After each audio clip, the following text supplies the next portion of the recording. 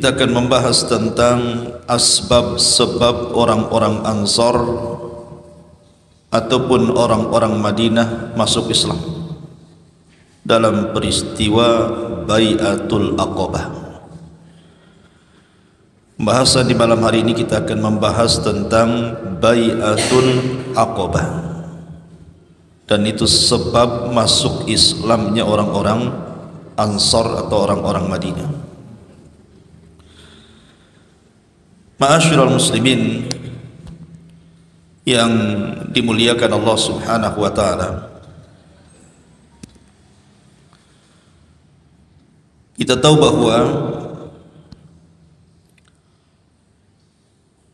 ketika Nabi sallallahu alaihi wasallam sudah mulai mengalami desakan-desakan dakwah dari orang-orang Quraisy Mekah, maka Nabi sallallahu alaihi wasallam merubah taktik dakwahnya. Ketika di permulaan dakwah, Nabi sallallahu alaihi wasallam berdakwah dengan taktik sirriyah, tidak terang-terangan, door to door, selama 3 tahun. Kemudian mulai berdakwah jahriyah, terang-terangan, dengan turunnya ayat wa anzir ashiratakal aqrabin, berilah peringatan keluarga terdekat. Maka ketika kemudian dakwah secara terang-terangan, banyak sekali tantangan yang dihadapi Nabi sallallahu alaihi wasallam dan juga para sahabat yang ketika itu banyak orang-orang lemah pengikutnya dari kalangan budak. Sampai-sampai Nabi sallallahu alaihi wasallam kemudian berdakwah di luar Mekah ke Taif, pun tidak lepas daripada tantangan yang jauh lebih berat lagi. Tidak ada satupun orang Taif masuk Islam. Maka setelah peristiwa Isra Mi'raj itulah Rasul mengubah dakwahnya lagi, kembali kepada dakwah sirriyah, dakwah tidak terang-terangan, ngajak satu-satu orang. Lah disinilah Nabi SAW berjumpa dengan para pembesar Ansar dari Khazraj. Tidak banyak, beberapa orang saja, nanti saya ceritakan. Lah itu pula yang menyebabkan Nabi SAW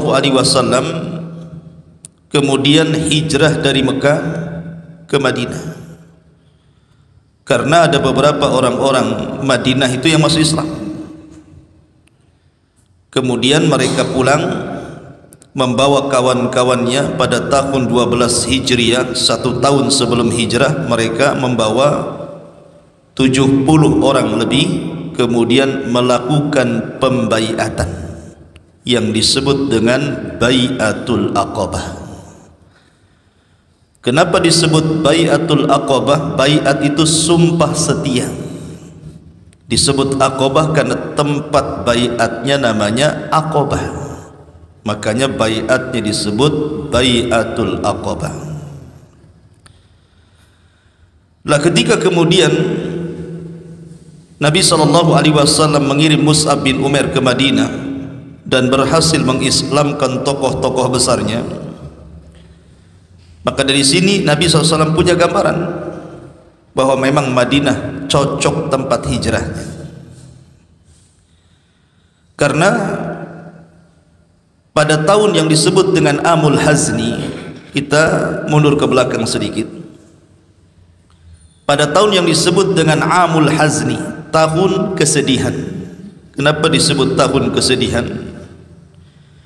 Karena di tahun itu Khadijah meninggal dunia. Kemudian juga di tahun yang sama pamannya Abu Thalib meninggal dunia. 2 orang ini bagaimanapun tidak dilepas daripada perjuangan dakwah Rasul. Walaupun Abu Thalib masih kafir dan juga mati di atas kekafiran, tapi karena dia Sayyidul Batha, pemimpinnya orang-orang Arab, maka orang Arab tidak bisa menyentuh Nabi karena harus berhadapan dengan Abu Thalib ataupun Khadijah. sehingga kemudian ketika keduanya meninggal dunia, maka mudah bagi orang-orang Quraisy itu menyakiti Nabi SAW dan juga para sahabatnya. Lah sejak itulah Nabi SAW memerintahkan para sahabat untuk hijrah, tapi bukan ke Madinah, karena belum ada gambaran hijrah ke Madinah. Hijrahnya ke mana? Ke Ethiopia, Al-Atyubi. Bahasa kitanya Ethiopia, orang Arab menyebutnya Atyubi, atau bahasa lainnya negeri Habasyah. Di situ ada raja yang sangat adil, namanya Ashamah ibn Afjur. Maka orang-orang yang pertama hijrah tidak banyak. Tetapi kenapa kemudian, apa penyebabnya? Kenapa Nabi SAW mengizinkan para sahabat untuk hijrah ke Habasyah? Ada beberapa penyebab yang disebutkan oleh para ulama. Pertama, karena ta'dzibu Quraisyin lil muslimin. Orang-orang musyrik itu sudah mulai mengadab, menyiksa orang-orang Islam, terutama yang lemah-lemah dari kalangan budak seperti Bilal ibn Rabah, kemudian Hubbab ibn Arad, kemudian juga Zunairah, dan yang paling parah adalah keluarga Ammar ibn Yasir, sampai Sumayyah dibunuh. Kemudian Yasir pun dibunuh di tangan Abu Jahal, kecuali Ammar ketika itu masih kecil. Maka kalau ini dibiarkan akan terus terjadi pembantaian. Makanya untuk menjaga agama, Nabi mengizinkan mereka hijrah ke Habasyah. Kemudian yang kedua, al-ibti'adu anil zulmi alladzi kanu yu'anuna minhu, supaya mencegah tidak ada lagi kezaliman. Sehingga kalau seandainya orang-orang ini sudah hijrah, siapa lagi mau disakiti? Tidak ada kezaliman lagi. Kemudian juga yang ketiga, dikhawatirkan kalau seandainya kemudian penyiksaan demi penyiksaan itu terus dilakukan, bisa-bisa iman para sahabat itu goyah. Boleh jadi nanti murtad lagi karena tidak tahan. Makanya Nabi membiarkan mereka hijrah. Kemudian juga ada sisi ekonomi, karena orang-orang Mekah itu kan biasa berniaga. Yang biasanya mereka berniaga kalau tidak ke Yaman, ke Syam. Boleh jadi ketika mereka hijrah ke Ethiopia, bisa ada ladang baru untuk berdagang, membuka areal baru, karena mereka memang ahli berniaga. Yang bisa mengalahkan Cina itu orang Arab sebenarnya, karena sama-sama pedagang. Kemudian juga ta'minul musa'adati fil majalil askari min kibalil ahbas, karena alasannya di negara Ethiopia itu kaumnya tidak suka dengan kekerasan, sehingga negeri itu sangat aman sekali, cocok memang untuk hijrah itu. Kan ada pilihan sebenarnya, ke Yaman bisa, ke Syam bisa. Kenapa ke Ethiopia? Karena dikenal Ethiopia itu memang negerinya aman, rajanya adil walaupun Nasrani. Kemudian juga tidak ada orang Arab yang ke situ masalahnya. Kalau ke Yaman masih ada banyak orang Arab kan gitu ya. Nanti ketemu lagi orang-orang Quraisy di sana. Ataupun ke Syam ketemu lagi dengan kerombongannya Abu Jahal. Nah, kalau ke Ethiopia kan tidak ada orang yang hijrah ke sana ataupun berniaga ke Habasyah gitu ya. Lebih aman lagi di sana. Ditambah-tambah sekali lagi, Nabi SAW sangat paham siapa rajanya, siapa Ashamah ibn Afjur yang menguasai Afrika kala itu ya, menguasai negeri Ethiopia. Makanya ini salah satu jasa besar daripada raja Ethiopia kala itu, Ashamah ibn Afjur atau dikenal dengan Najasyi, sebab orang-orang Afrika tersebarnya Islam di sana karena berbangga dengan rajanya. sampai hari ini. Di Afrika kan tersebar.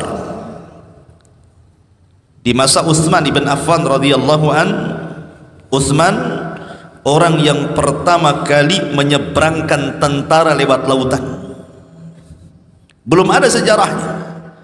Di zaman Nabi belum ada perang laut. Di zaman Abu Bakar juga sama. Di zaman Umar sebenarnya sudah didesak. Ketika Muawiyah menjadi gubernur Syam itu, Muawiyah minta, karena pasukan kaum muslimin sudah kuat, minta sama Umar agar Umar ini mengizinkan kaum muslimin diseberangkan lewat lautan. Tetapi Umar kemudian berdiskusi dengan para pedagang dan bertanya kondisi lautan. Macam mana kondisi lautan itu? Orang naik kapal itu rasanya seperti apa? Ketika melihat bahayanya lebih besar, maka Umar mengatakan, demi Allah saya tidak akan menyeberangkan satu pasukan pun di lautan. Ketika Umar meninggal dunia, kemudian Utsman menjadi khalifah. Utsman didesak lagi oleh Muawiyah. Akhirnya kemudian Utsman mengizinkan menyeberangkan pasukan sampai ke daratan Afrika, dengan syarat, kata Utsman, jangan dipaksa. Mau ikut silahkan, tidak ikut tidak apa-apa. Maka Muawiyah mempersiapkan pasukan menyeberangi lautan, akhirnya membebaskan Afrika. Tersebarlah Islam di Afrika sana, dan orang Afrika bangga dengan rajanya, Ethiopia itu, Raja Habasyah. Kenapa? Karena satu-satunya raja di zaman Nabi yang beriman adalah Ashamah ibn Afjur, Raja Najasyi. Taib, ma'asyiral muslimin yang dimuliakan Allah Azza wa Jalla, itu diantara kenapa sebab kaum muslimin kemudian sampai hijrah ke Habasyah. Dan di sini ada faedah besar. Satu, as-sabru ala syiddati wal bala fi sabilillah, bahwa seseorang itu dilatih kesabaran ketika menghadapi sebuah ujian yang sangat berat di jalan Allah. Harus sabar. Tekanan-tekanan dakwah di Quraisy itu perlu dengan kesabaran. Alhamdulillah antum masuk Islam sejak kecil sampai hari ini nggak ada yang merongrong agama antum. Maksudnya dari luar. Sekarang yang merongrong agama itu bukan dari luar, dari dalam. Orang Islam sendiri yang menjelek-jelekan Islam. Orang-orang Islam sendiri yang berusaha mengaburkan ajaran Islam. Kalau dulu jelas-jelas musuhnya. Sehingga di Mekah saja mereka sudah sabar sedemikian rupa. Kemudian hijrahnya dari Mekah ke Ethiopia ini bukan hijrah yang kaling-kaling, bukan hijrah dekat jarak. Tidak ada pesawat, tidak ada kendaraan, paling tinggi naik unta. Unta pun makhluk hidup, bisa capek, bisa lelah. Di tengah jalan bisa saja ada perampok. Kemudian dengan cuaca ekstrim yang sangat panas, dingin yang bersangatan, macam-macam. Tapi bagaimana iman para sahabat itu luar biasa, ikhwan. Saya enggak yakin kalau antum hidup di zaman itu suruh hijrah ke Habasyah, bagus kelonan aja di rumah. Mana bisa ngaji saja ya. Dari Bengkong ke sini ya juga mikir-mikir. Soal yang serius saja mau ngaji. Ya. Ma'asyiral muslimin yang dimuliakan Allah Azza wa Jalla. Jadi di sini kita melihat ada ibrah sabarnya para sahabat itu luar biasa. Contoh terbesar. Kemudian yang kedua, sabatul mu'minin ala aqidatihim wa dinihim. Bagaimana kuatnya agama para sahabat itu luar biasa. Betul-betul digembleng oleh Allah Azza wa Jalla dengan berbagai macam ujian. Mereka tidak murtad. Tidak ada satupun sahabat Rasul yang murtad. Tidak ada. Hanya orang Syiah saja yang mengatakan Abu Bakar murtad sepeninggal Nabi, Umar murtad sepeninggal Nabi, Utsman murtad, Aisyah, Hafsah, dan hampir mayoritas sahabat murtad kecuali beberapa para sahabat katanya. Pertama, Salman Al-Farisi, Miqdad ibn Aswad, Abu Dzar Al-Ghifari, Ali bin Abi Thalib. Enak kali murtadkan Abu Bakar. Kalau kita banding-bandingkan Abu Bakar dengan Ali, jauh. Abu Bakar itu orang nomor 2 setelah Nabi. dari segi iman, dari segi pengorbanan, dari segi apapun. Bagaimana mereka mengatakan Abu Bakar kafir, Umar kafir? Mana akalnya? Tidak ada satu sahabat yang murtad. Ma'asyiral muslimin yang dimuliakan Allah Azza wa Jalla. Kemudian juga faedahnya di sini, lihat bagaimana kasih sayang Rasul kepada sahabatnya. Rasul tidak mau ada orang yang disiksa lagi. Makanya Nabi SAW memiliki kasih sayang yang luar biasa kepada umatnya. Daripada engkau ditekan, disiksa di sini, sudahlah cari tempat yang tenang ibadah di sana. Ini bentuk kasih sayang Nabi pada umatnya. Dan dari sini pula Allah sedang mempersiapkan bagi orang-orang yang beriman bahwa Islam ini bukan hanya milik orang Arab. Dengan hijrahnya para sahabat ke beberapa negara di luar Arab, Allah sedang mempersiapkan bahwa Islam juga akan tersebar di Afrika. Dan betul di zaman Utsman, Afrika dikuasai kaum muslimin. Dan hari ini banyak orang Islam di sana. Ma'asyiral muslimin, bagaimana kisah hijrah ini? Ma'asyiral muslimin yang dimuliakan Allah Subhanahu wa taala, hijrah ke Afrika, Ethiopia atau Habasyah itu dilakukan 2 kali. Yang pertama al-hijratul ula ilal Habasyah, hijrah yang pertama ke Habasyah. Nanti ada lagi hijrah yang kedua. Lah ketika kemudian para sahabat Nabi SAW mendapatkan tekanan dari para pembesar Quraisy, kemudian Nabi SAW mengatakan kepada para sahabatnya, lau kharajtum ila ardil Habasyah fa inna biha malikan la yadlim indahu ahad. Kata Nabi SAW, kalau kalian sudah tidak kuat lagi di sini, boleh kalian hijrah, cari tempat yang aman. Dan saya sarankan ada satu daerah, satu negeri namanya Habasyah. Di situ ada raja yang sangat adil, tidak pernah menzalimi siapapun. Pergi ke sana. Maka akhirnya kemudian sekitar 11 laki-laki dan 4 perempuan akhirnya mereka hijrah. Dan nama-nama disebutkan oleh Imam Ibnu Katsir rahimahullahu taala. Pertama Utsman ibn Affan, dan istrinya adalah putri Nabi Ruqayyah. Dan dialah orang yang keluarga yang pertama kali hijrah setelah keluarga Lut alaihi salatu wassalam. Ulama mengatakan seperti itu. Dan ini salah satu fadilah Utsman, keutamaan Utsman. Satu-satunya keluarga setelah Nabi Allah Lut alaihi salatu wassalam yang hijrah adalah keluarga Utsman ibn Affan radhiyallahu an, hijrah dari Mekah ke Habasyah untuk menjaga agamanya. Kemudian di sana ada Abu Hudzaifah ibn Utbah dan juga istrinya. Kemudian juga Zubair ibn Awam, Mus'ab ibn Umair. Nanti Mus'ab ini ada ceritanya sendiri. Mus'ab ini luar biasa kisahnya. Kemudian juga ada Abdurrahman ibn Auf Ma'ruf, seorang pedagang besar, kaya raya, dermawan. Kemudian Abu Salamah ibn Abdil Asad. Kemudian Utsman ibn Mad'un. Kemudian Amir ibn Rabi'ah. Kemudian Abu Sibrah ibn Abi Rahmin. Kemudian Hatib ibn Amr, Suhail ibn Baydha, Abdullah ibn Mas'ud yang suaranya disejajarkan dengan malaikat Jibril ketika baca Quran. Ini semua adalah orang-orang yang awal-awal hijrah ke Habasyah. Berangkat 10 orang laki-laki ini dan 4 orang perempuan, jadi jumlahnya 14 orang. Ini hijrah pertama. Kemana? Ke Habasyah, Ethiopia. Ma'asyiral muslimin yang dimuliakan Allah Azza wa Jalla, tidak lama mereka di sana, tiba-tiba kemudian terdengar isu bahwa orang-orang Mekah semua masuk Islam. Alasannya, ketika turun surah An-Najm, wan najmi idza hawa ma dhalla sahibukum wa ma gawa wa ma yantiqu anil hawa, terus sampai berapa ayat.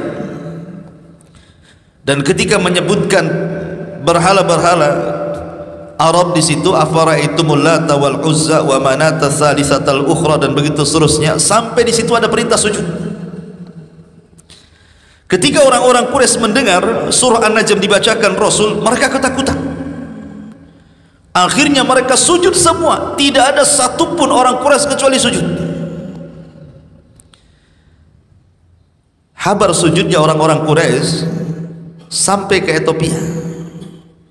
Mereka nyangka bahwa orang-orang Quraisy sudah Islam semuanya. Akhirnya kemudian mereka pun pulang dengan senang. Oh, perjuangan kita tidak sia-sia gitu ya. Rupanya sepeninggalan kita dari Mekah, orang-orang Mekah sudah banyak beriman. Rupanya ketika sampai di Mekah, berita itu konyol, hoak, gak jelas. Rupanya orang-orang Quraisy tidak ada yang beriman. Mereka hanya ketakutan dengan ayat itu saja, dan ada bisikan syaitan. Lah dari sini akhirnya kemudian mereka balik lagi ke mana? Ke Habasyah kedua kalinya. Dan ketika itu membawa 83 laki-laki dan 19 perempuan.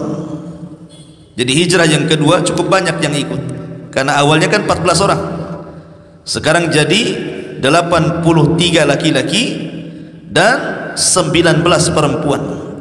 Ibnu Katsir menyebutkan nama-namanya, nggak usahlah saya sebutkan banyak kali.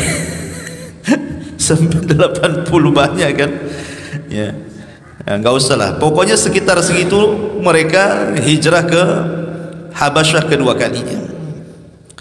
Ma'asyiral muslimin yang dimuliakan Allah Subhanahu wa taala, ketika mereka di Habasyah, rupanya orang-orang musyrik itu memang mereka itu tidak mau membiarkan sahabat Nabi itu tenang. Subhanallah, masih diganggu juga. Padahal sudah nggak di Mekah lagi, mereka udah nggak ganggu lagi, maksudnya udah nggak ngajak-ngajak orang lagi masuk Islam, sudah tidak buat risih lagi itu. Mereka sudah di Habasyah, sudah beda negara, terbentang dengan lautan, apalagi. Rupanya para pembesar Quraisy ini ada kekhawatiran, kalau seandainya mereka hijrah ke sana, Islam pula berkembang di sana, balik pula ke Mekah nyerang mereka. Nah, saudara orang-orang Mekah itu ya.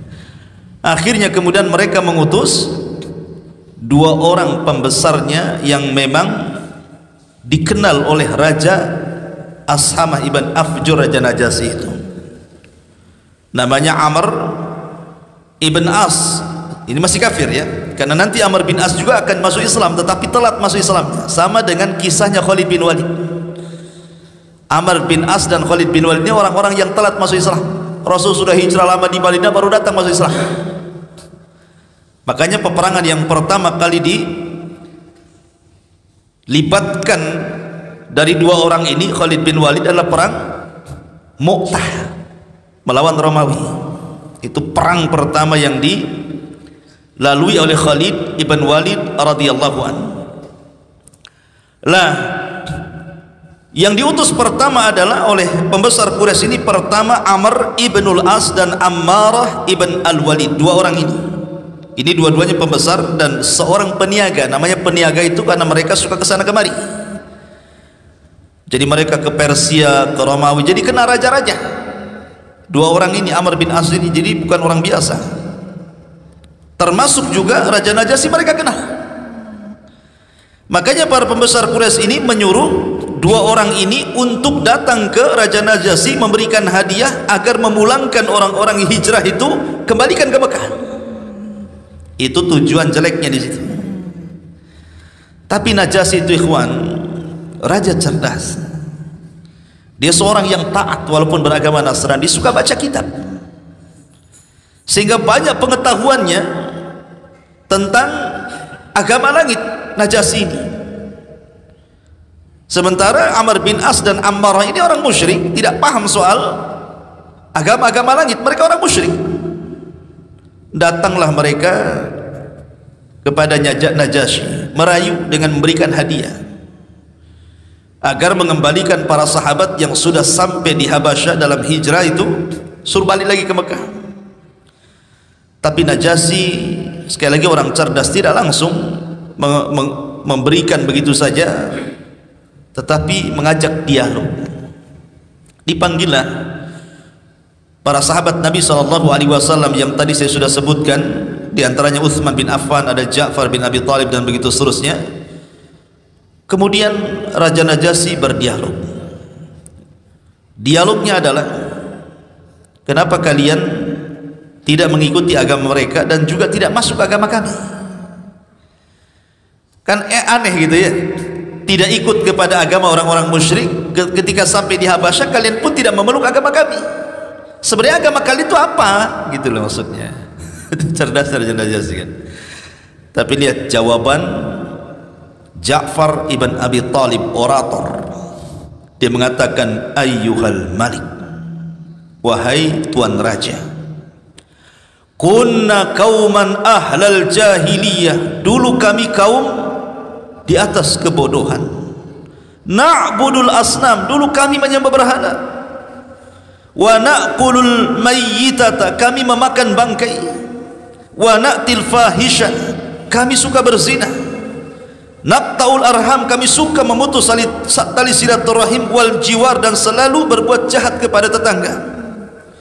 Wa ya'kulul qawiyyu minadh dhaif, dan yang kuat akan menindas yang lemah.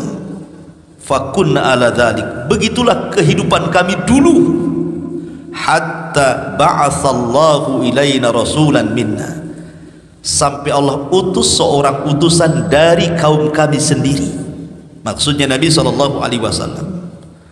Na'rifu nasabahu wa sidqahu wa amanatahu wa afafahu, kami kenal Nabi ini, siapa nasabnya, bagaimana kejujurannya, bagaimana amanahnya, bagaimana menjaga dirinya. Fada'ana ilallah, dia pun mengajak kami kepada Allah. Linuwahidahu wa na'budahu wa nakhla'a ma kunna na'budu nahnu wa aba'una min dunihi minal hijarati wal awthan. Kemudian Nabi ini, Rasul SAW mengajak kami hanya mentauhidkan Allah, hanya beribadah kepada Allah. Disuruh kami melepas semua keyakinan nenek-nenek moyang kami yang mengajarkan kami untuk menyembah pohon dan berhala. Wa amarana bisidqil hadis, dia memerintahkan kami supaya jujur kalau bicara. Kemudian wa adail amanati, memerintahkan kami untuk menjaga amanah. Wasilatir rahim, menyambung silaturahim. Wa husnil jiwar, berbuat baik kepada tetangga. Wa kafi anil maharim wad dimah, agar kami jangan melakukan yang haram dan juga jangan sampai menumpahkan darah. Wa nahana anil fawahish, kami dilarang berzina. Wa qauliz zur, berdusta dengan perkataan. Wa akli malil yatim, memakan harta anak yatim. Wa qadfil muhsanati, menuduh wanita baik-baik pezina. Wa amarana an na'budallaha wahdah, dan kami juga diperintahkan hanya mengesahkan Allah. La nusyrik bihi syai'an, tidak boleh menyekutukan dengan siapapun. Wa amarana bis salati waz zakati was siyam, Nabi itu juga memerintahkan salat, kemudian zakat, kemudian puasa.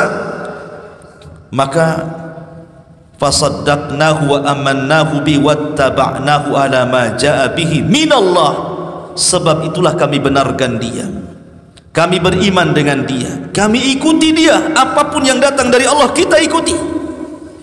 Maka kami menjadi hamba-hamba tauhid dan tidak pernah menyekutukan Allah.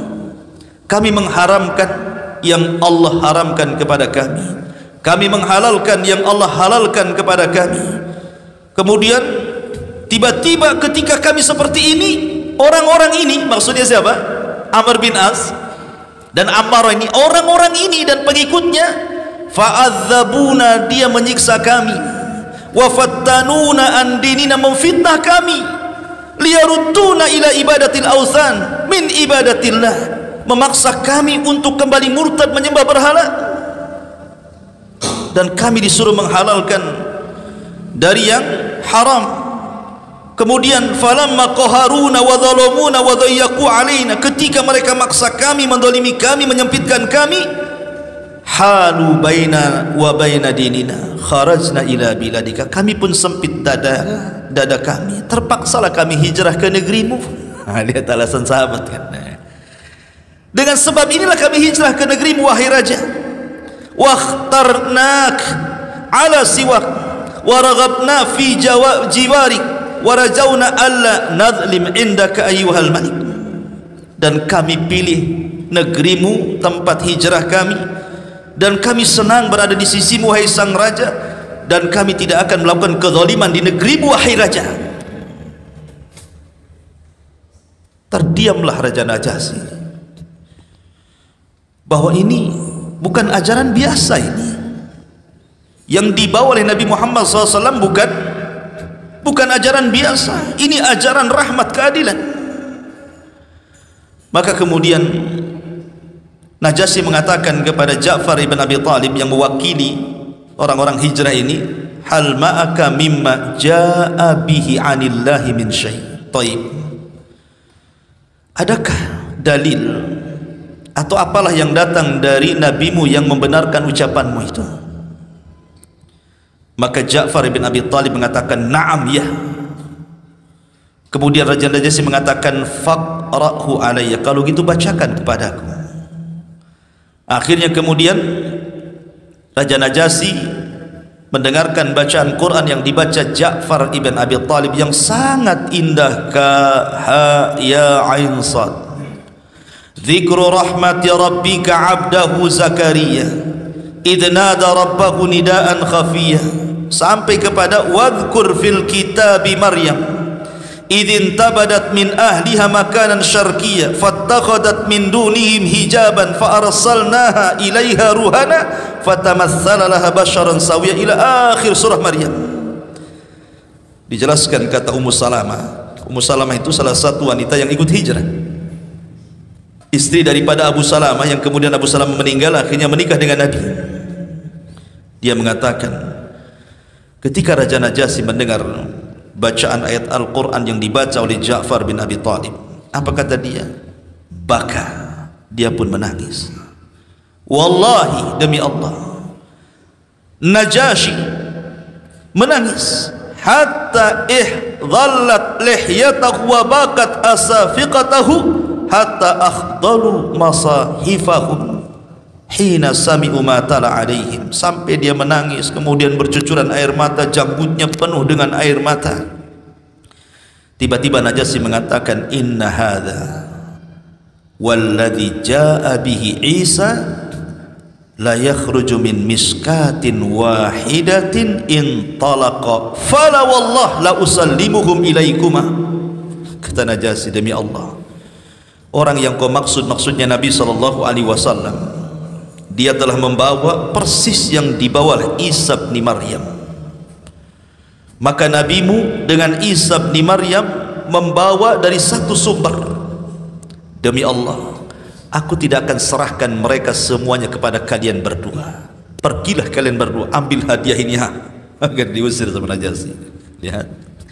Tapi lihat jeleknya siapa? Orang-orang Quraisy kan. Orang sudah enggak ganggu lagi, masih juga dikejar-kejar. Tetapi bagaimana sahabat Nabi SAW, mereka pandai berhujjah. Sebab itulah mereka istiqamah dalam agama. Makanya pentingnya ilmu, ikhwan. Karena hanya dengan ilmu lah orang bisa istiqamah itu. Jangan tinggalkan majelis ilmu, di mana saja ada majelis ilmu antum hadir. Karena hanya dengan itu antum bisa istiqamah. Ma'asyiral muslimin yang dimuliakan Allah Azza wa Jalla. Kembali ke depan. Tadi kan kita tarik ke belakang, kita tarik ke depan. Kita tinggalkan orang-orang yang hijrah di Habasyah, kita kembali ke Mekah. Ketika tahun 12 Hijriah atau 11 Hijriah, artinya 2 tahun lagi Rasul hijrah. Karena Rasul tinggal di Mekah itu usia dakwahnya 13 tahun, dan diangkatnya beliau menjadi nabi di usia 40 tahun. Berarti usia beliau di Mekah itu sekitar 53 tahun baru hijrah. Baru di Madinah 10 tahun, ketika genap 63 tahun beliau wafat. Jadi kebanyakan hidupnya tinggal di Mekah. Makanya berat, ikhwan. 50 tahun lebih Nabi tinggal di negerinya, tiba-tiba diusir, suruh meninggalkan negerinya. Coba antum tiba-tiba kemudian diusir dari Indonesia, antum disuruh kemana gitu kan? Kalau mungkin asalnya Malaysia, diusir ke Malaysia, udah jelas negaranya kan itu. Tetapi ini kan tempat kelahirannya di Mekah. Tiba-tiba kemudian diusir ke tempat yang bukan asal kelahirannya, kan berat ikhwan. Berat sekali tantangan Rasul itu. Dan Rasul tahu bagaimana posisi Mekah itu adalah negeri yang paling mulia, negeri pertama kali diibadahi di permukaan bumi itu Mekah. Belum ada negeri orang beribadah, di Mekah sudah ada sejak diciptakan langit dan bumi. Adam alaihi salatu wassalam, disitulah dia mengatakan, Rabbana zalamna anfusana wa illam taghfir lana wa tarhamna lanakunanna minal khasirin. Kalimat taubat pertama yang diucapkan Adam di negeri Mekah, Arafah. Jadi Nabi SAW seolah-olah kemudian bicara dengan tanah haram, tanah Mekah, demi Allah engkau tanah yang paling kucintai, yang paling bersih, yang paling indah, macam-macam dipuji Rasul. Kalaulah bukan karena kaumku mengusirku, aku tidak akan meninggalkan dirimu. Sedihnya Nabi meninggalkan Mekah ini. Tetapi ikhwatu fiddin, ada alasannya kenapa Rasul kemudian akhirnya memilih kota Yathrib dulunya, kemudian disebut Madinah setelah hijrahnya Rasul. Ada sebabnya. Ketika 11 Hijriah, para pembesar Ansar dari Khazraj dulu, karena Ansar itu terbagi menjadi dua kabilah. Satu kabilah Khazraj dan satu kabilah Aus, dan Khazraj itu lebih besar daerahnya dibandingkan Aus, sehingga kemudian banyak orang-orang Khazraj datang ke Mekah untuk haji. Tentu haji ala jahiliyah, ya kan, karena belum sampai hidayah kepada mereka, yang disebut dengan nuqaba Ansar, para pembesar Ansar. Ma'asyiral muslimin yang dimuliakan Allah Subhanahu wa taala, siapa saja mereka itu? Orang-orang yang kemudian awal-awal dari kalangan Ansar yang hijrah ataupun yang melaksanakan haji. Ma'asyiral muslimin yang dimuliakan Allah Azza wa Jalla. Pertama, 6 orang dari kalangan Khazraj itu. Satu namanya As'ad ibn Zurarah. Kemudian yang kedua, nanti As'ad ini perannya besar nanti ketika tersebarnya Islam di Madinah, nanti saya ceritakan. As'ad ibn Zurarah ini luar biasa. Kemudian Auf ibnul Harith, kemudian Rafi ibn Malik, kemudian Qutbah ibn Amir ibn Hudaidah, kemudian Uqbah ibn Amir ibn Nabi, kemudian Jabir Ibn Abdullah. Nah, ini Jabir ini juga terkenal sahabat Rasul, putra dari tokoh namanya Abdullah ibn Haram. Ada ceritanya sendiri, menarik. 6 orang ini di tahun 11 Hijriah mereka haji ke Mekah. Kemudian mendengar di Mekah itu ada orang yang mengaku Nabi. Dan ingat, pernah saya ceritakan di sini, salah satu penyebab besarnya kenapa orang-orang Ansar masuk Islam, karena mereka sebelum masuk Islam mereka sudah mendengar maklumat kenabian. Sudah tahu orang-orang Ansar itu. Dari mana? Dari orang-orang Yahudi. Karena orang-orang Yahudi itu mereka rela ratusan tahun tinggal di Madinah, hijrah loh dari Yerusalem Palestina. Ketika kalah perang akhirnya mereka hijrah sampailah ke Yathrib, Madinah. Padahal banyak tempat-tempat bagi orang Yahudi yang Allah berikan kecerdasan, maksudnya tempat-tempat yang nyaman untuk hijrah itu banyak. Mereka bisa ke Yaman, negerinya hijau. Mereka bisa ke Syam, negerinya maju.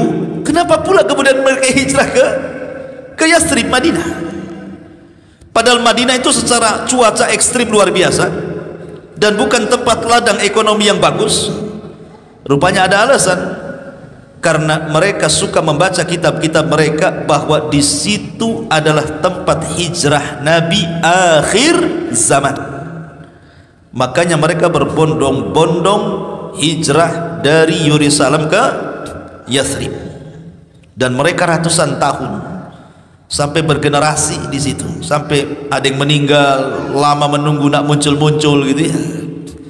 Tapi mereka berkeyakinan itu negeri hijrahnya Nabi. Tapi mereka tidak tahu nabinya siapa. Akhirnya kemudian karena mereka selalu membaca maklumat-maklumat kenabian akhir zaman itu, sehingga mereka sangat kenal ciri-cirinya. Sampai Allah Subhanahu wa taala mengatakan ya'rifunahu kama ya'rifuna abnahu. Mereka kenal nabi yang akan dilahirkan itu lebih mengenal dia dibandingkan anak-anak mereka sendiri.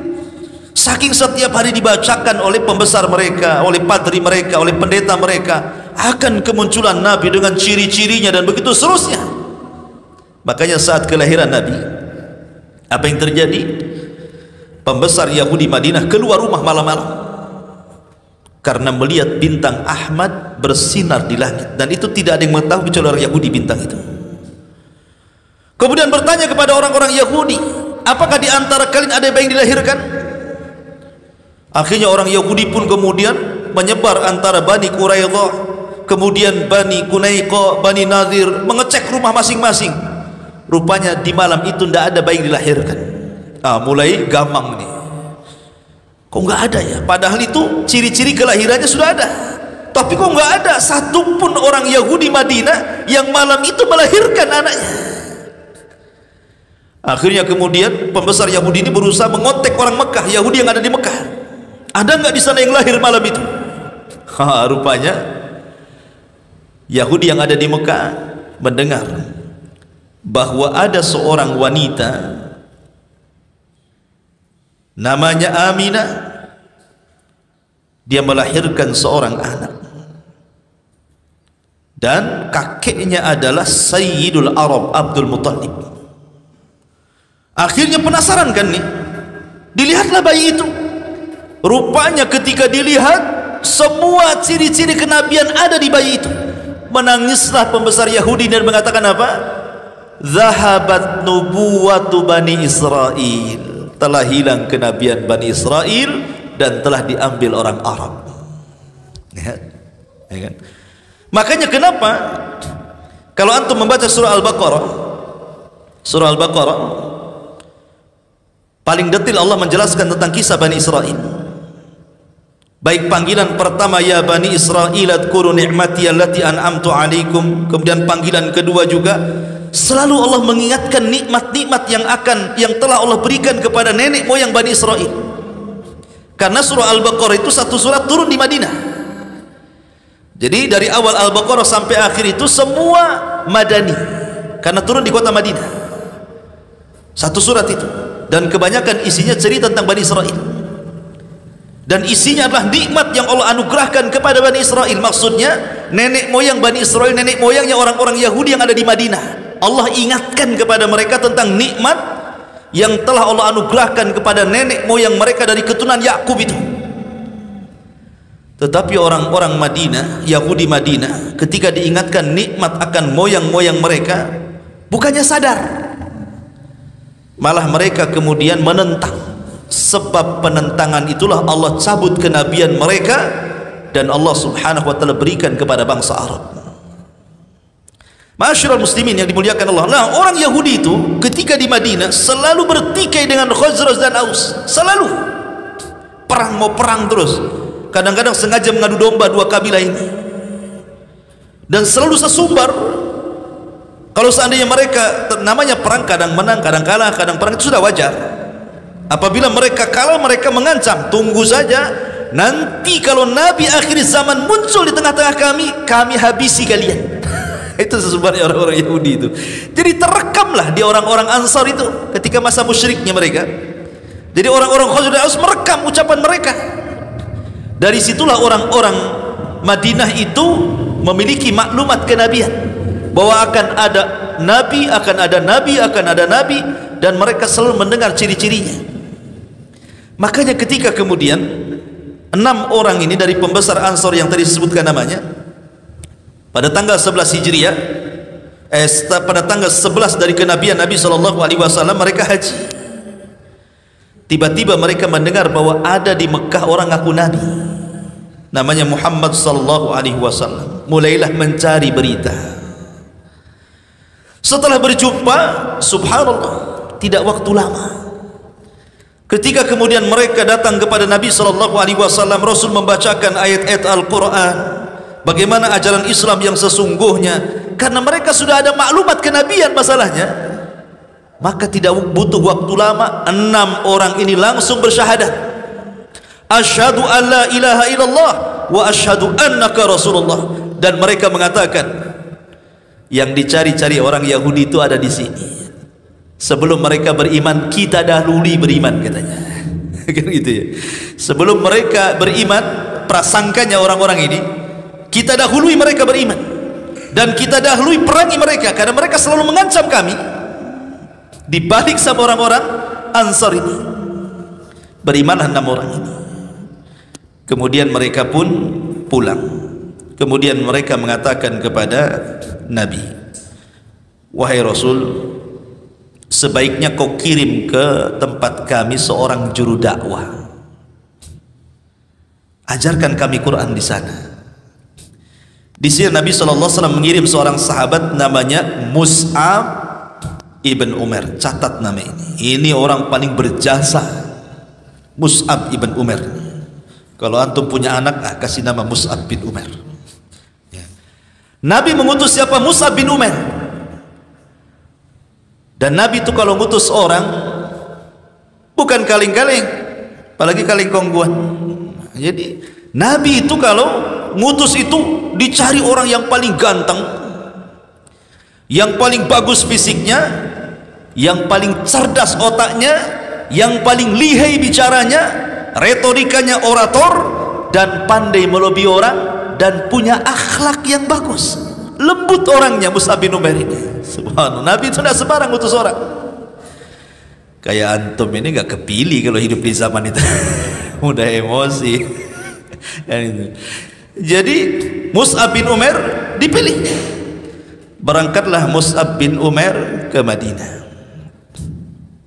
Yang dituju kabilah namanya Abdil Ashhal, kabilah besar di Madinah. Ma'asyiral muslimin yang dimuliakan Allah Azza wa Jalla. Lah dari sinilah kemudian Mus'ab pun berangkat menuju kota Madinah. Sesampainya di Yathrib,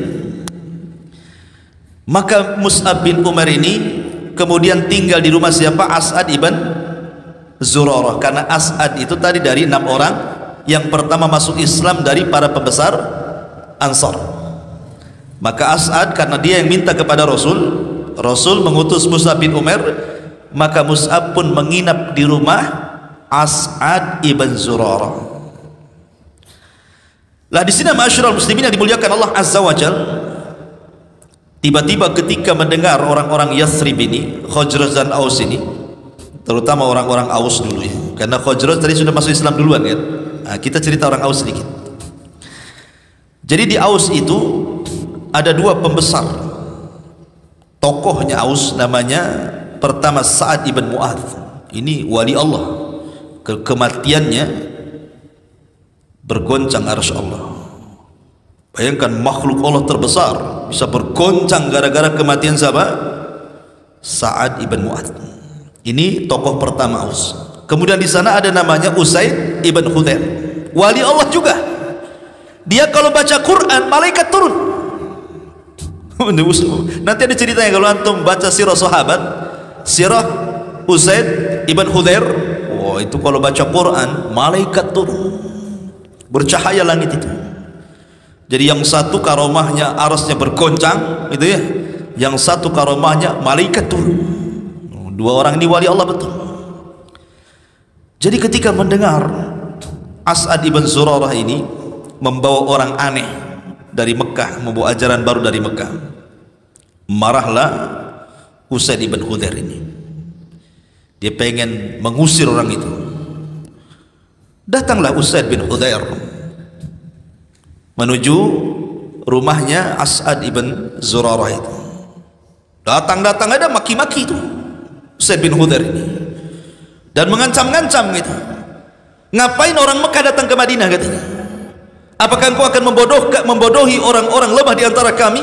Pulang kau ke sana, jangan duduk di sini gitu. Langsung diusir, datangnya langsung diusir sama Usaid bin Khudair ini. Tapi Mus'ab bin Umar ini orang yang cerdas berdiplomasi, ikhwan. Dia mengatakan kepada Usaid bin Hudhair, begini wahai Tuan Usaid, gimana kalau seandainya kau duduk sebentar, aku akan menjelaskan tentang agama yang kubawa. Kalau seandainya cocok dengan telingamu, alhamdulillah. Kalau tidak cocok, saya balik, dosa diusir. Kan enak tuh bahasanya kan, objektif namanya ya. Kalau kau memang apa yang saya akan bacakan kau suka, alhamdulillah. Enggak suka, saya balik, selesai. Tidak ada usir-usiran di sini. Lah Usaid bin Hudhair ini orang cerdas. Dia pembesar, tidak mungkin seseorang dijadikan pembesar kalau tidak cerdas kan gitu ya.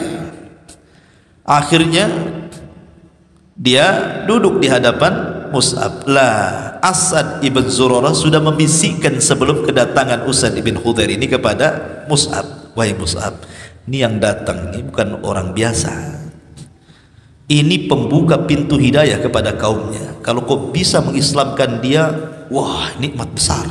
Dibisikin sama As'ad bin Zurarah ini.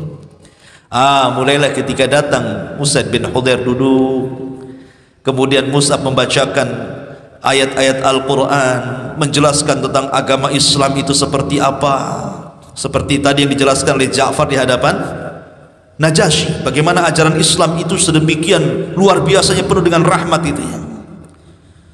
Tiba-tiba kemudian lembutlah hatinya Usaid bin Hudhair ini, langsung lembut. Bahkan dia mengatakan, demi Allah, agama yang kau bawa itu indah sekali, tidak ada ajaran seperti itu dalam agama kami. Bagaimana caranya aku bisa masuk agamamu? Gitu langsung masuk Islam, subhanallah ya.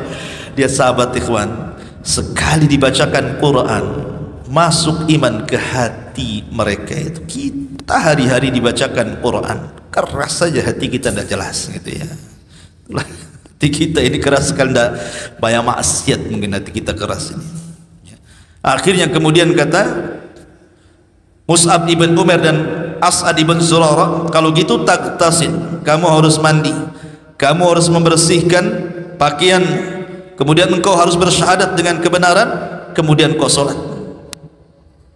Akhirnya dia pun mandi, kemudian dia pun membersihkan dirinya, kemudian kembali bersyahadat, kemudian dia pun melaksanakan sholat.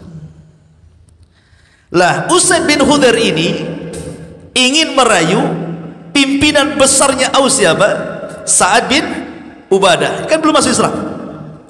Dia cari Sa'ad bin Ubadah ini sama Usaid bin Hudhair. Kemudian dibohongi sama Usaid bin Hudhair. Ketika ketemu Sa'ad bin Ubadah, wahai Sa'ad, saudaramu, maksudnya As'ad ibn Zurarah itu kan masih ada kekerabatan dengan pemimpin Aus. Dia mengatakan, orang itu telah diancam, maksudnya Sa'ad ibn Ubadah ini dibohongi sama Usaid bin Hudhair, kerabatmu si As'ad ibn Zurarah itu mau dibunuh sama Bani Harithah, cepat kau tolong. Padahal tidak ada yang mau bunuh dia, cuman gertak saja. Itu kerabatmu itu, si As'ad ibn Zurarah itu mau dibunuh oleh kabilah Bani Harithah, case-nya saya tidak tahu, cepat tolong sebelum dia dibunuh, katanya. Oh, hamiah jahiliyahnya datang ke kabilahnya. Orang Arab itu mereka fanatik kabilah, fanatik suku. Jangan sentuh satu orang, bangkit semuanya. Ketika mendengar mau terancam nyawanya As'ad bin Zurarah, ini bukan soal Mus'ab bin Umair, ini soal apa? Kekabilahan ini, fanatik kabilah. Datanglah Sa'ad bin Ubadah dengan Usaid bin Hudhair ke tempatnya As'ad ibn Zurarah. Di situ ada Mus'ab ibn Umair. Ketika datang Sa'ad ibn Mu'ad, paham ini enggak beres Ustaz ini, kata. Enggak ada apa-apa. Akhirnya ketika Mus'ab bin melihat Mus'ab, marah juga dia, persis seperti Usaid bin Hudhair di awal-awal datang marah, dia pun marah. Ngapain kau orang Mekah ada di sini, katanya? Kau mau menipu orang-orang lemah di sini? Pergi kau ke Mekah, katanya. Diusir juga. Sekali lagi kata Mus'ab, Sa'ad, sinilah dulu. Saya akan bacakan dulu. Kalau kau cocok, alhamdulillah. Enggak cocok, saya pergi, katanya. Persis seperti yang dikatakan kepada Usaid bin Hudhair. Lah Sa'ad bin Mu'ad ini juga orang cerdas juga, orang nomor satunya Aus. Akhirnya duduk juga lah Sa'ad bin Mu'adz ini didengerin apa yang dibacakan oleh Mus'ab bin Umar ini. Subhanallah, masuk lagi hidayah. La haula wala quwata illa billah. Luar biasa ini dakwanya Mus'ab bin Umar ini. Dua pembesar Aus masuk Islam dalam satu waktu. Akhirnya kemudian setelah maklumat Islam masuk kepada otaknya Sa'ad bin Mu'adz ini, maka Sa'ad bin Mu'adz langsung pulang kemana? Ke kaumnya, Banil As'ar. Dia pembesar kaumnya, semua takut sama dia. Dikumpulkan satu kabilah dia, orang-orang Aus itu.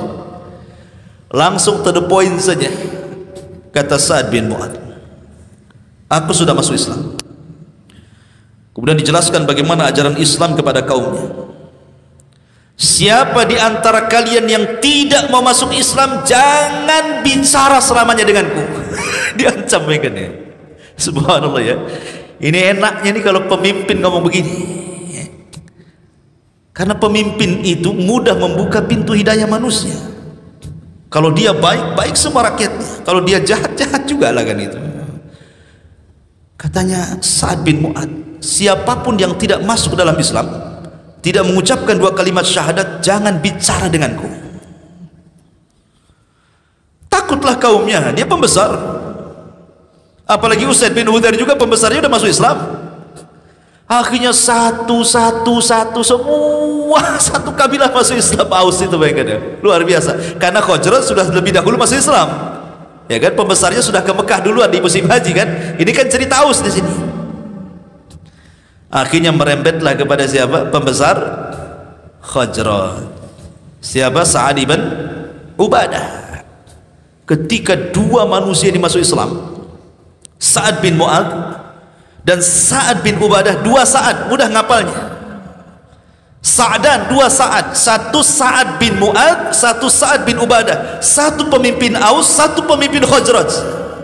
Ketika dua-duanya masuk Islam, satu kabilah Aus masuk Islam, satu kabilah Khazraj masuk Islam, itulah disebut dengan Ansar. Kalau antum pengen tahu siapa Ansar itu, Ansar itu gabungan dari dua kabilah, Khazraj dan Aus. Pemimpin Aus Sa'ad bin Mu'adz, pemimpin Khazraj Sa'ad bin Ubadah. Inilah sebab Islamnya orang-orang Ansar. Ya. Paham sampai di sini? Nah. Maka akhirnya kemudian mereka akan datang pada tahun ke-12 kan itu ya. Akhirnya kemudian yang tadinya 6 orang datang kepada Nabi SAW pada tahun 12 Hijriah, haji kedua kali setelah tahun depannya. Maka mereka melakukan pembaiatan yang disebut dengan Bai'at Aqabatil Ula, Bai'at Aqabah yang pertama tahun 12 Hijriah. Kemudian terjadi lagi pembaiatan yang kedua yang disebut dengan Bai'ah Aqabah Tsaniyah.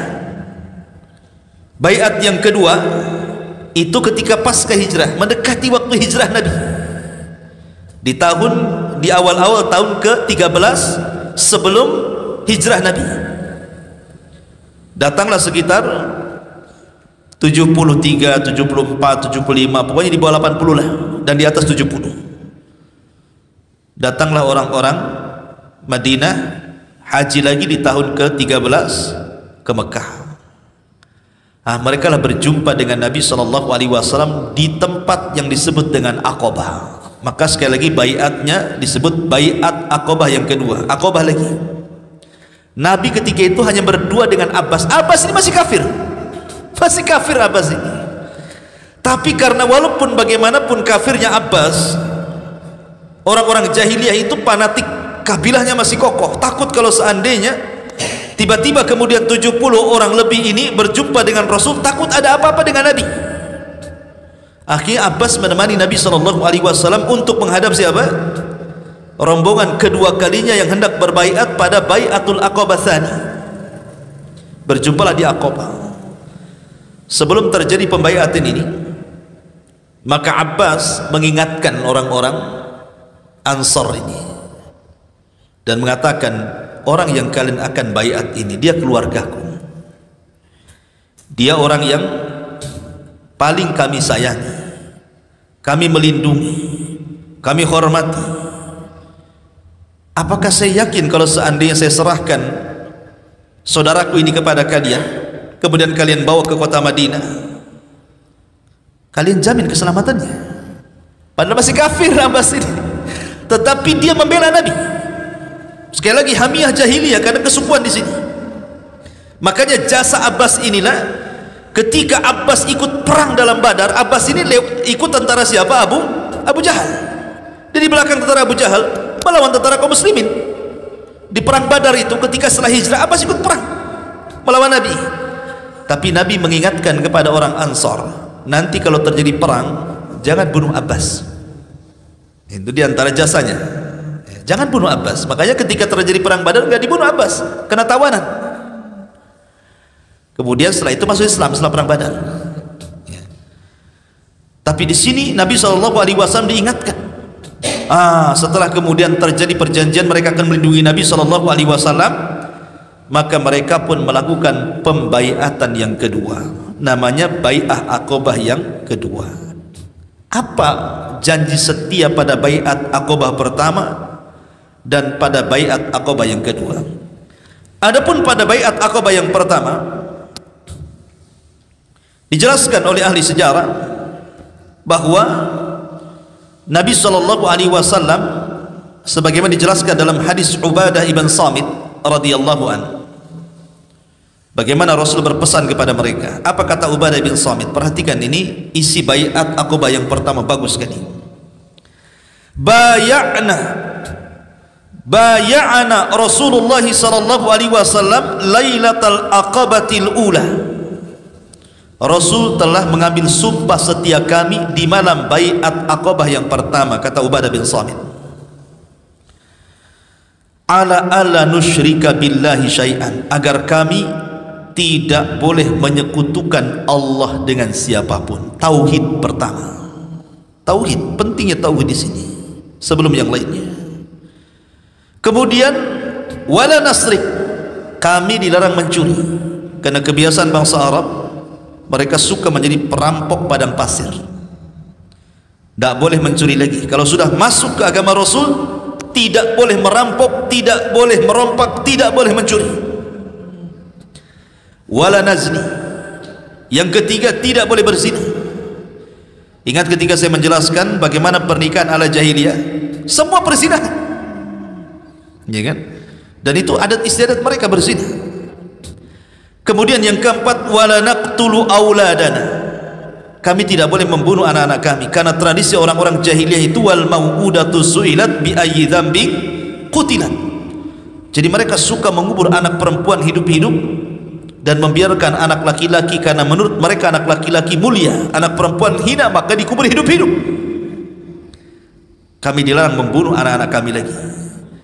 Wala na'tihi bi buhtanin naftarihi baina aidina wa arjulina, kita tidak boleh dusta lagi, sesama kita tidak boleh berdusta, karena orang aib menganggap dusta itu aib.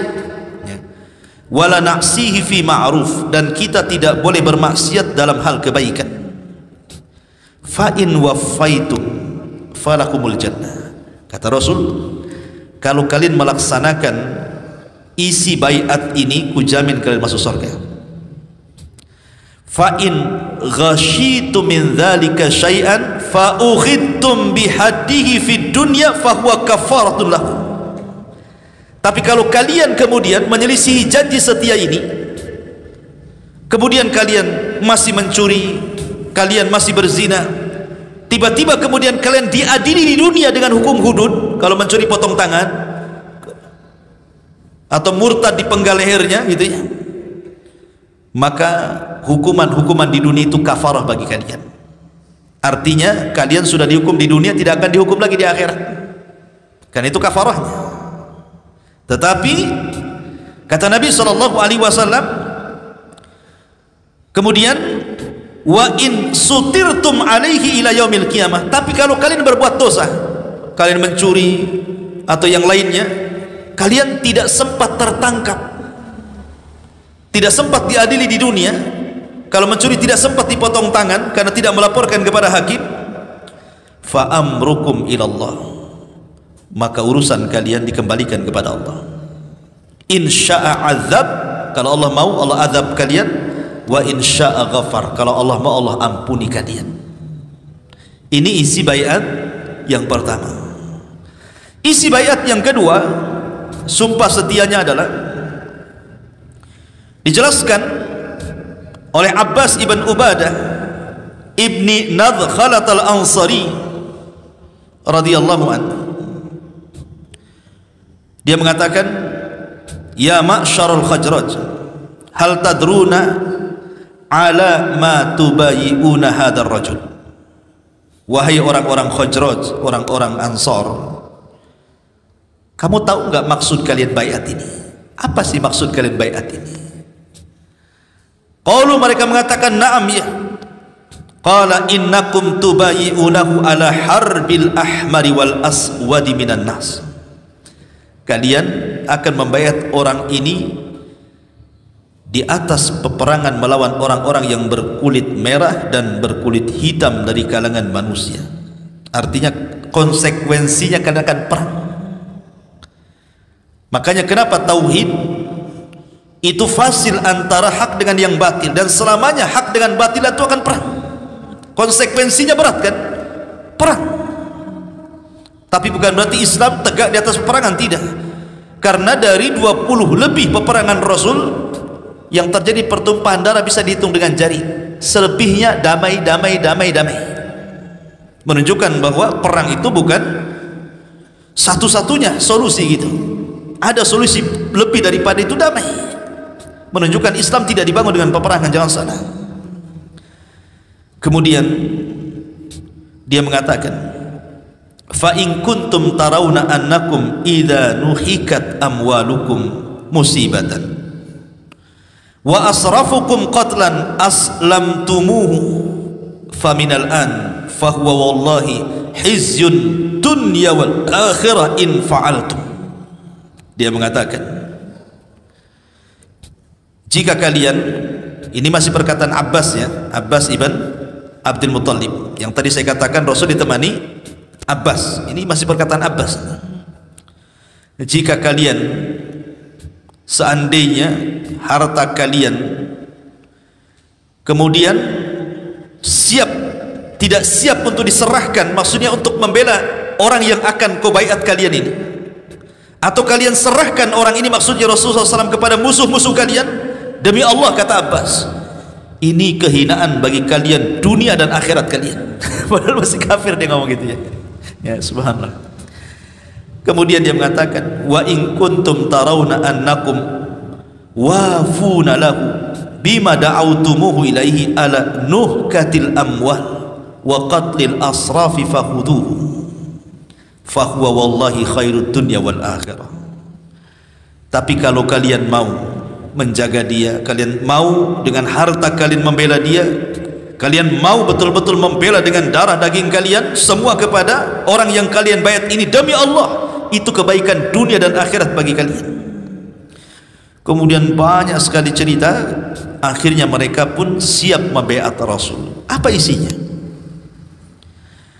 Maka kemudian dijelaskan, isinya adalah tubayi'uni ala sam'i wa ta'ati fin nasyati wal kasali wan nafaqati fil usri wal yasari alal amri bil ma'rufi wan nahi anil munkari wa in taqulu fillahi la takhafu fillahi lawmata la'im wa ala an tansuruni fatamna'uni idza qadimtu alaikum mimma tamna'una minhu anfusakum wa azwajakum wa abna'akum wa lakumul jannah. Niat Rasul mulai mengikat dalam perjanjian bai'ah Aqabah yang kedua, kata Rasul, kalian harus janji setia kepadaku, kalian harus berbaiat kepadaku ala sam'i wa ta'ah, kalian harus mendengar dan kalian harus taat. Makanya kenapa syiar para sahabat itu, ikhwan, apapun yang diperintahkan Allah dan Rasulnya, mereka tidak mengatakan sami'na wa asaina, mereka akan katakan sami'na wa ata'na. Itu siarnya para sahabat. Mau berat, mau ringan, mau susah, mau sulit, mau masuk di akal, mau tidak masuk di akal, maka mereka akan mengatakan sami'na wa ata'na, kami dengar dan kami taat. innama qaulul mu'minin idza du'u ila Allahi wa rasulihi an yaqulu sami'na wa ata'na. Sampai Allah gambarkan dalam Quran itu. Kata kunci seorang mukmin itu apabila dipanggil oleh Allah dan Rasulnya, kata-katanya cuma satu, sami'na wa ata'na. Itu syiar para sahabat.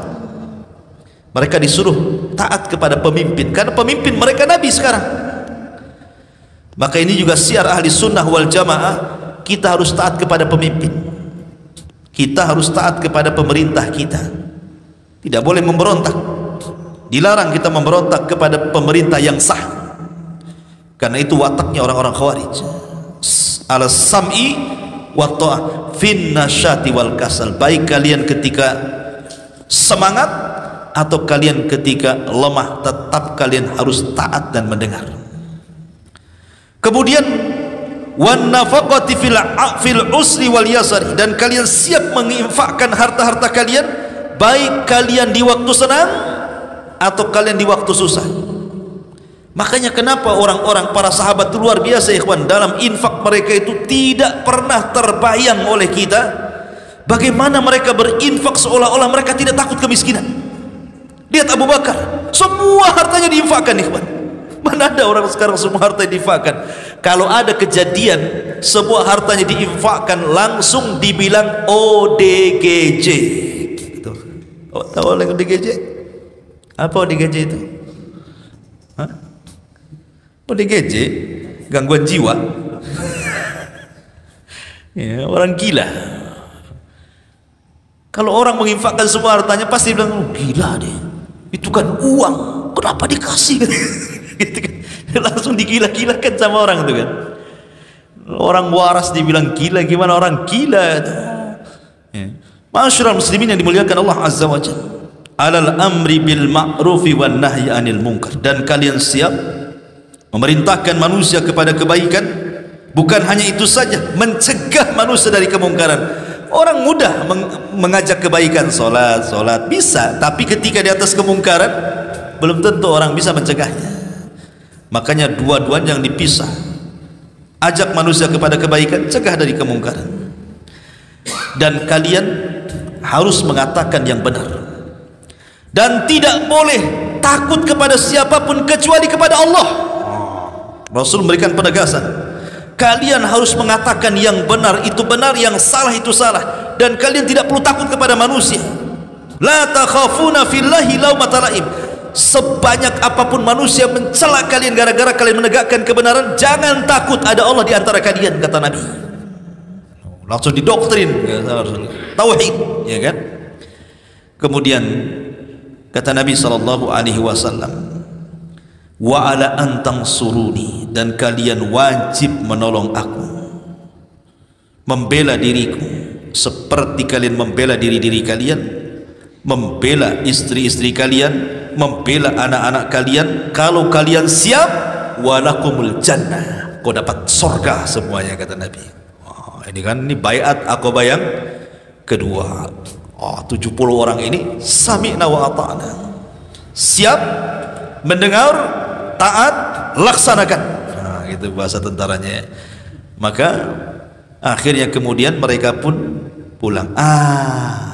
Ketika mendengar ada kresak-kresuk, orang-orang Quraisy mulai dengar nih, ada apa kok ada kumpul orang-orang Madinah di Aqabah ini membaiat Nabi SAW. Mulai gusar nih orang-orang Quraisy ini, ada apa ini kresak-kresuk di Aqabah ini?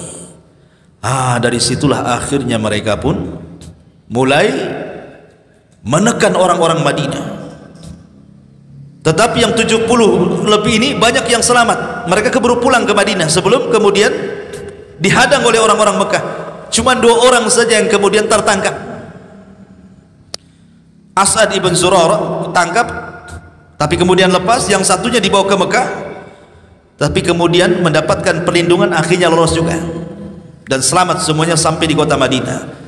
Sejak itulah dari baiat Aqabah yang kedua tersebarlah Islam di kota Madinah dengan sebab dakwah Mus'ab ibn Umair tadi.